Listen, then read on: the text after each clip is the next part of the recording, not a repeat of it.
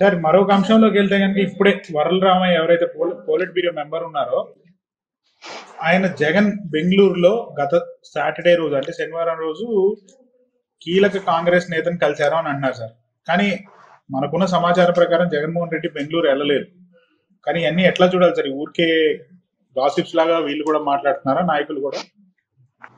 అంటే నెంబర్ 1, కీలక కాంగ్రెస్ నాయకుడిని ఈ దఫా శనివారం మీరు పోలేదంటున్నారు, పోయినాడో పోవడం నాకు సమాచారం లేదు.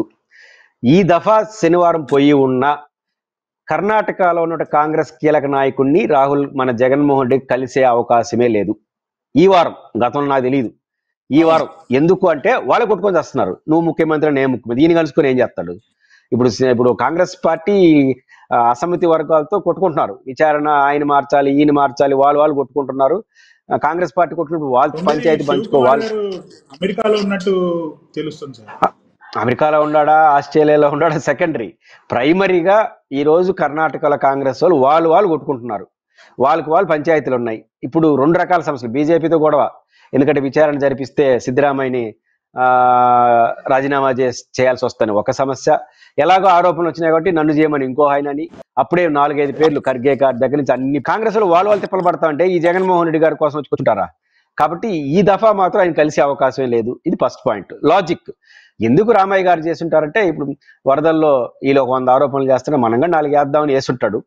పాయింట్ ఏంటంటే జగన్మోహన్ రెడ్డి గారు ఎందుకు గెలవాలి కాంగ్రెస్ నాయకులను అంటే కాంగ్రెస్ లో చేరడం కోసం గెలవాలి, అంతే కదా. లేకపోతే కాంగ్రెస్ పార్టీతో అవగాహన కోసం గెలవాలి. 2 అవగాహనలు, ఢిల్లీ స్థాయిలో అవగాహన, రాష్ట్ర స్థాయిలో అవగాహన. రాష్ట్ర స్థాయిలో కాంగ్రెస్ పార్టీతో ఎవడు ఇప్పుడు అవగాహన పెట్టుకోడు. ఏది పెట్టుకోడు? ఆ పార్టీ పరిస్థితి అంతంత మాత్రం ఏమీ లేదు. ఇప్పుడు జగన్ గారు ఆ పార్టీని పెట్టుకొని నెత్తిన రాళ్ళు ఎందుకు వేసుకుంటాడు?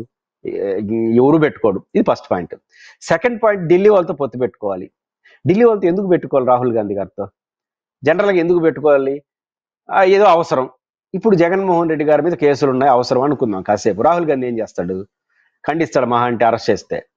ఇప్పుడు బీజేపీ పవర్ఫుల్గా అధికారంలో ఉన్నప్పుడు రాహుల్ గాంధీతో పొత్తు పెట్టుకోవడం అంటే బీజేపీతో కోరి ఆగ్రహాన్ని తెచ్చుకోవడం కదా. బీజేపీతో ఆయన సంబంధాలు లేకపోవచ్చు జగన్మోహన్ రెడ్డికి, కానీ బీజేపీతో కాంగ్రెస్ లో కలిసి న్యూట్రల్గా ఉంటే న్యూట్రల్గా చూస్తారు. అలా కాకుండా కాంగ్రెస్తో పొత్తు పెట్టుకుంటే కోరి పంతానికి పోవడం బీజేపీతో ఎవడన్నా చేస్తాడు ఆ పని. అంత రిస్క్ తీసుకుంటే ఆయనకు వచ్చే లాభమే ఉంది ఆంధ్రప్రదేశ్లో. కానీ ఢిల్లీలో కాంగ్రెస్ అధికారంలో లేదు, ఆంధ్రప్రదేశ్లో కాంగ్రెస్ పార్టీ వల్ల ఉపయోగపడే పరిస్థితి లేదు.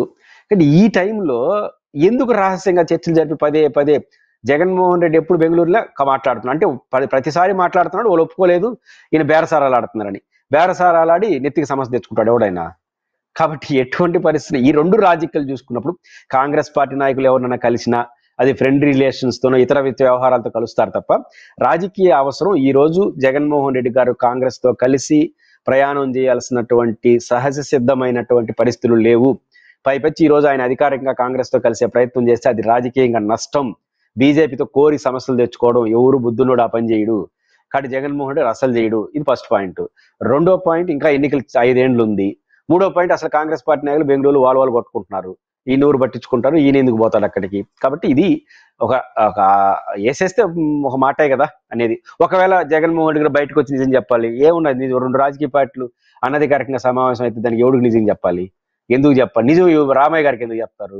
వాళ్ళ పార్టీ వాళ్ళు చెప్పుకుంటాడు ఏదన్నా ఉంటే. కాబట్టి రామయ్య గారి విమర్శ ఒక హాస్యాస్పదం, అది జరుగుతుందని నేనైతే అనుకోను.